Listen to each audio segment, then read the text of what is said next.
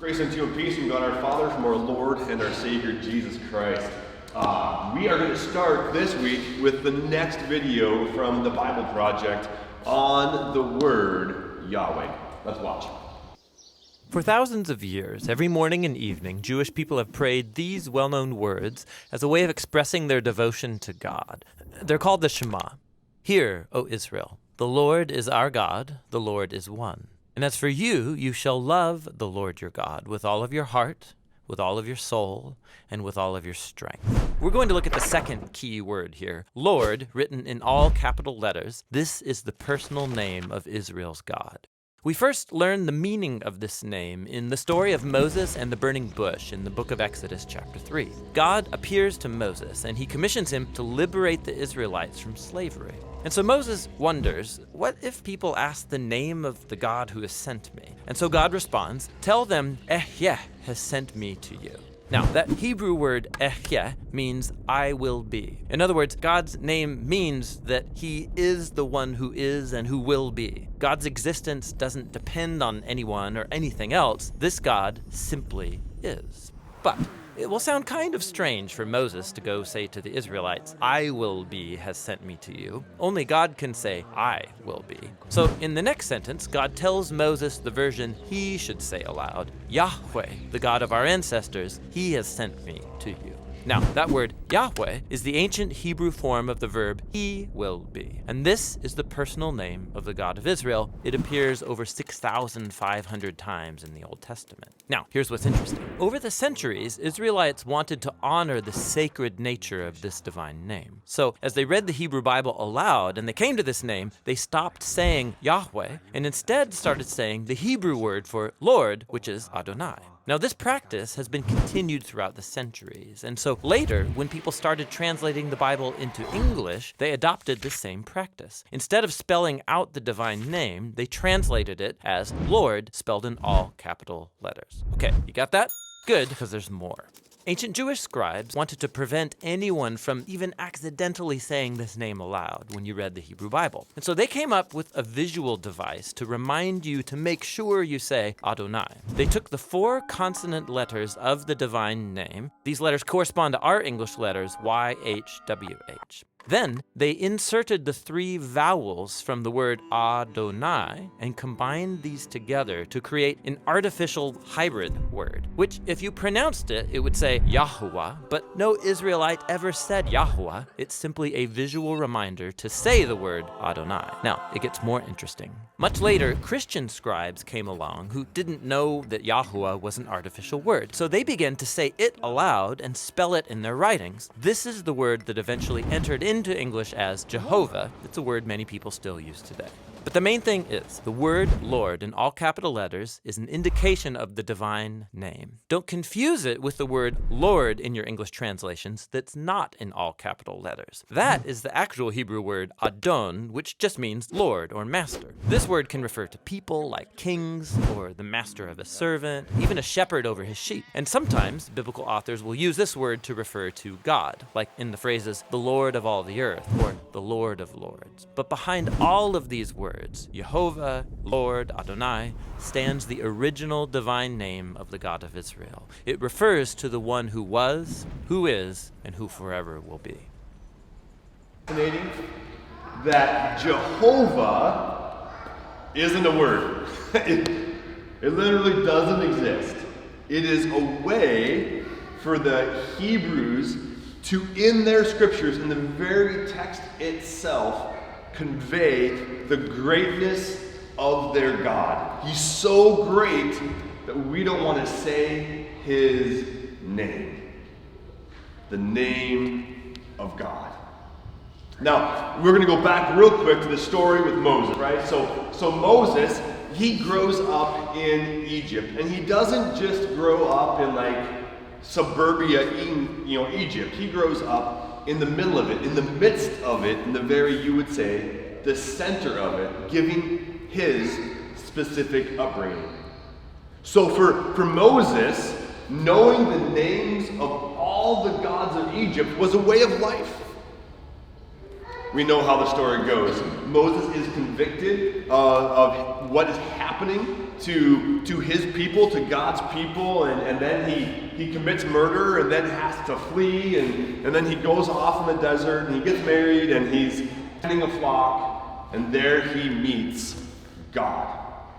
So it makes complete sense then for Moses, who was given this huge task to go and to be the voice that would call God's people out of slavery, that he would be able to say, who is this God? It's common across all the world religions for you to be able to address somebody, you have to have their name. If you're going to call upon the name of the God who is setting you free, you need to know who he is. This is how you gain access. And this would not be something that was unfamiliar, because we shouldn't be kidding with ourselves. The Israelites, they lived in Egypt for 400 years, right? They were thoroughly indoctrinated into all that was modern Egyptian idol worship. They weren't living apart from it. They saw the gods. They helped build the great monuments, the ancient wonders of ancient Egypt. They saw the ads on their Facebook feed. They knew what the cult of Egypt was all about. So Moses had to have some identity when he showed up to give these words he was speaking power. So we need to stop right there. God comes to Moses, God sends Moses, God gives Moses his name. The big question that we need to know is, why do this? Okay? His name is so holy that they don't want to speak it inappropriately. And his name has so much power with it. But why? The first question we need to answer is, why is God giving this name, his name, to the people? So if you'll grab your bulletins or look at the screen, we're going to go back to the very end of the reading of Exodus, about 4 lines up from the very bottom. Let's see if Maya can do this on the fly. All right, even further down the last 4 lines. No pressure. I totally forgot to warn Maya. All right, so it says at the very end, I have observed you. This is what he's saying to the people of Israel. I have observed you in what has been done to you in Egypt. These next words are super important. And I promise. And I promise. God gives his name so that the people of Israel have a name to hold accountable to this promise. That is the why. The why isn't so the people of Israel can be afraid of him or anything like that, or they can know who has all the power. He gives his name to validate his promise. And the promise is that I will give you a land. I will bring you up out of the affliction of Egypt and to the land, to the promised land, with all those big names that Millie said earlier, and we're just going to let them stand. That is the promise. So, first big takeaway. Why did God give his name? So the people could hold him accountable to his promise. He gives a promise, his name stands by it. So, we know how the story goes, right? Moses goes down to Egypt, they have the big showdown. Yahweh defeats the gods of Egypt, and he keeps his promise. He keeps his promise. But now we're going to have to ask another question, right? So the name of God, he is so good that he's going to do something of his own volition that the people of earth have no right to expect. He's going to save his people. He's going to provide for the salvation of the entire world, the entire broken, sinful world.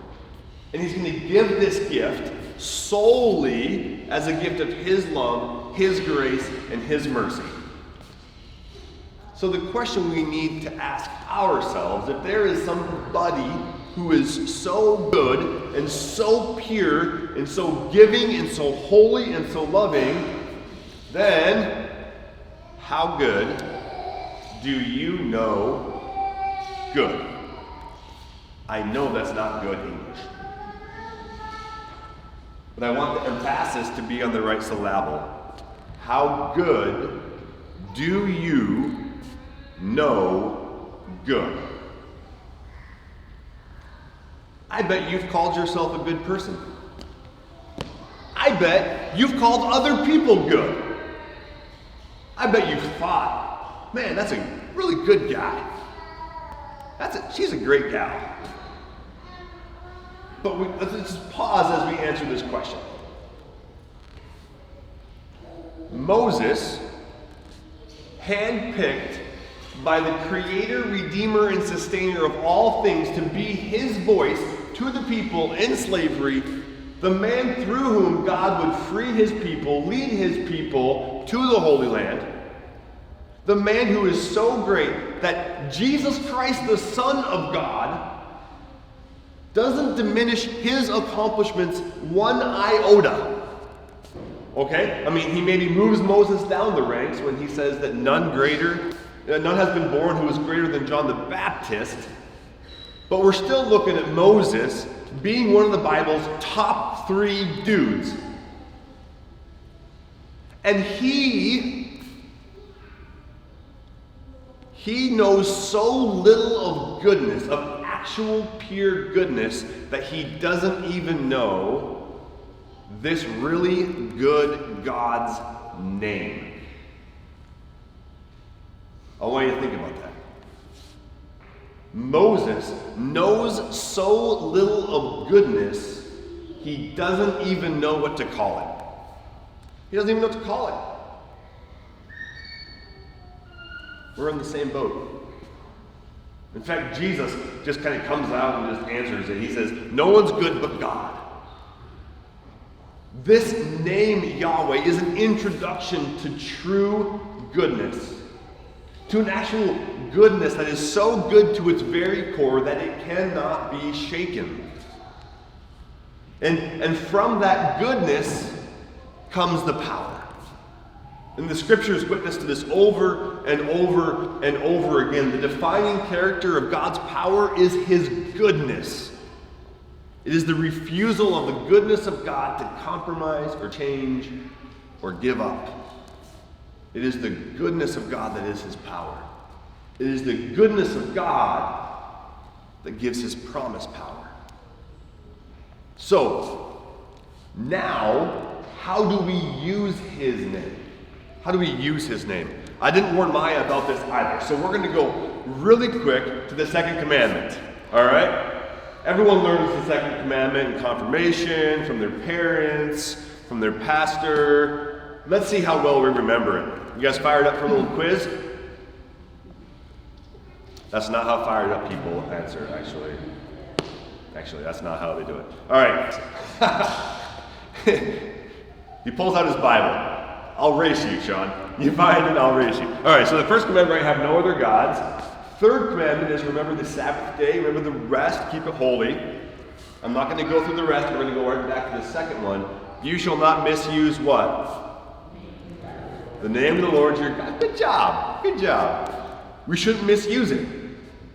Okay, so this is somehow overtaken God's goodness to be our approach to his name. Right? So whether we're in confirmation or whether we maybe slip and we misuse God's name after we hear it on the playground and we stub our toe and we misuse the name Jesus, or we say, I'll use the short alliteration, we drop a GD and our mother slaps us upside the back of the head so hard we see stars, right? Right? Or even my personal, I hate it when people do this, is they drop a JC when something bad happens, right? Or their football team gets scored on, and it kind of makes you cringe, and then your dad slaps you upside the head again, and you're on the ground for 20 minutes, and he drinks the rest of your beer. Like this. Oh, I meant Kool-Aid. Anyways, so we have this early interaction with the name of God where God's name and our association with it is not goodness and love, but instead it's fear. Right? Because anybody who says, "Thou shalt not," we're like, whoa. Like that's off limits. But then we come to Luther's explanation. The older I get, the more I realize I just need what I learned in confirmation. Who has memorized? Don't put it on the screen yet. Who wants to help me say the meaning of the second commandment? Who's fired up? Ready? We should fear and love God so that we do not curse, swear, use satanic arts, lie or deceive. This is a live stream. People can hear you not talking loud enough, all right? Lie or deceive by his name, but call upon it in every need, pray, praise, and give thanks. Good job, you guys. Let's see it on the screen. Right? So we should fear. All right, so once again, another word that when you're young, all of a sudden you got to fear his name. But then, and love God, so we don't curse, swear, use satanic arts, and right there, every confirmation student stops listening. That's it. You lose them. You say satanic arts, and they're like, oh, what does that mean? Right? Because they start thinking, their mind just goes every which way, and even as adults, you might have been doing that. Okay? But we shouldn't lie or deceive by his name, but call upon it in every trouble, pray, praise, and give thanks. All right, that's for the big important part up right now. This is the important part takeaway for this morning. But call upon it in every trouble, pray, praise, and give thanks. Psalm 107 is a perfect example of this. It's best to read in its entirety, but essentially, the Psalm 107 walks through people who are in horrible situations, right? And God encourages them to call upon his name. Now, there's a variety, as we know, of horrible situations. Horrible situations that you cause to rain down upon yourself by your choices. And then there's horrible situations that happen to you, like when somebody hits you at an intersection or you get sick and it's outside of your control. And there's a plethora of other ones. But whether it's something that's happened to you or something you've done to yourself, Psalm 107 is absolutely adamant that you call upon the name of the Lord. And that regardless of the situation, he will hear you. Now let's go back to Moses. Good old Moses talking with God. Why does God give his name? So that we can hold him accountable to his promises. So we can literally say in every trouble, in every prayer, whether it's and to praise and to give thanks, God, you promised. Jesus, you said. And you keep your promises. So that we can, in times of health and in sickness, hold him to his promise. This is why we have the name of God. This is why God says we have his name. It's for his goodness to us. Finally, let's see where we finish this morning. So Jesus is talking with the Sadducees. Now, in the Old Testament, the Church of God represented the church today, namely in the fact that there were multiple sects among the Old Testament church that held different views. So there was the Old Testament Christian Baptists, the Old Testament Christian Lutherans, the Old Testament Christian Catholics, the Old Testament Lutheran Pentecostals. They had the whole variety back then. There was mainly three groups, okay? So you had the super conservatives, the liberals, and the ultra liberals, and it's been that way from the very beginning. The Sadducees were the more liberals, essentially. And I don't know how you want to take that word because it does not mean they were Democrats. But, they weren't. But what it does mean is that they held a specific view as opposed to the other group that you probably have heard, the Pharisees. The Sadducees said there's no resurrection. There's no resurrection of the dead. Okay? That was their number one belief. So the first part of our text is basically a biblical example of the question, can God make a rock so big he can't move it? Okay? That's essentially their question. But it's about the resurrection. And Jesus responds in a very sensitive, in touch way. You are wrong. Now, I really wish there was a period. And then I wish the writing went from red letters to black letters and it says, Jesus walked away. Can you imagine that? The end of the story. You're wrong. And he walks away. But instead, Jesus actually ups the ante here. He says, not only are you wrong, but you're wrong because you don't know the scriptures or the power of God. Then he answers their question about the resurrection of these brothers, but also the resurrection in general. And this, friends, is where we're going to see the culmination of the power that is God's goodness. We're going to see the power of God's name. He says, as for the resurrection of the dead, have you not read what was sent to you by God? I know, Sailor, I'm going a bit long here. I'm trying, Ryan. I'm going to wrap it up quick. He says, I am the God of Abraham, and the God of Isaac, and the God of Jacob. Now for us, we're like, how's that an answer? Well, it's a present tense answer.